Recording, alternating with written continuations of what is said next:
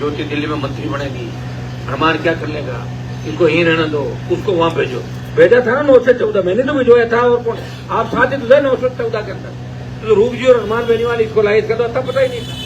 इसके पिताजी जेतान से लड़े 12,000 वोट आए थे, जमान जब्त हुई ज्योति के पिताजी की, क्योंकि इनके घर पे तो रिजपाल ने पूरा कब्जा कर लिया था घर के अंदर। ध्यान है ज्ञान जी आपको, पूरे घर को ये चलाते रिजपाल, ये तो बेचारे बने हुए थे। इनका अगर उत्थान किसी ने किया ज्योति मिर्जा के परिवार का, और अगर इसके पिताजी मेरे पिताजी के नजदीक थे, नौका टिकट एमपी का दिलाया, इसको एमपी बनाया, और जब एमपी बन गई तो भूपेंद्र हुड्डा सीएम थे, उनके बेटे दीपेंद्र का रिश्ता इसकी छोटी बहन थे, इसलिए हुआ कि वो ज्योति 6 घंटे तो रिजल्ट नहीं आया। मैंने कलेक्टर का दिमाग खराब है तेरा, क्यों नहीं आ रहा रिजल्ट? बोले साहब ज्योति मिर्जा बार बार फोन करे। मैंने कहा क्या कह रही है? तो हनुमान जी की माता जी को हराना, कुछ भी करो, रिकाउंटिंग कराओ। मैंने कहा अभी उसको तो हमने जीता है उन्होंने। तो मैंने रिजपाल जी को मैंने कहा तुम्हारा दिमाग खराब हुआ, क्यों कर रहे हो काम कि ज्योति करे? मैं क्यों करे, ज्योति में बैठा हूँ तो जीतेगी, और जीत गई। तब मैंने देखा कि इन लोगों के एहसान नाम की कोई चीज नहीं, जो राघौर की जनता के नहीं हुए तो मेरे कैसे होता है? जनता तो भगवान होती है, जनता ही सब कुछ होती है। आज मेरे हाथ में जो चीज है और मैं वो चीज भी आपके लिए नहीं करूं तो फिर सबसे बड़ा पाप मुझे लगेगा।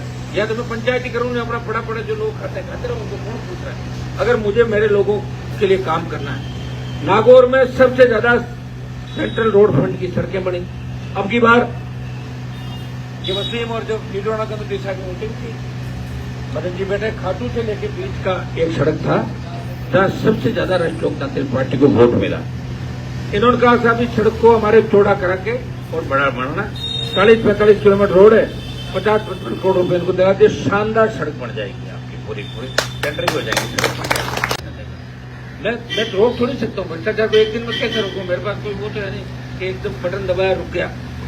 मैं हमेशा कहता हूँ कि जो सरकार के टैक्स का पैसा सड़क का, आप 19-20 अपनी मेहनत का करते हो, वो आपका कर्म जाने, लेकिन सड़क बनाती, सड़क बह गई बरसात में, परबत से बरूंदा के बीच की बताओ सड़क का, सड़क बह गई।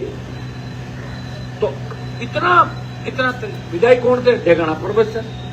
तो मुझे बोलना पड़ेगा भाई, एमपी तो मैं हूं, लोग मेरे पे भी तो उंगली उठाते हैं, लोग कहते हैं नेता सारे चोर हैं और चोर चोर मिले हुए।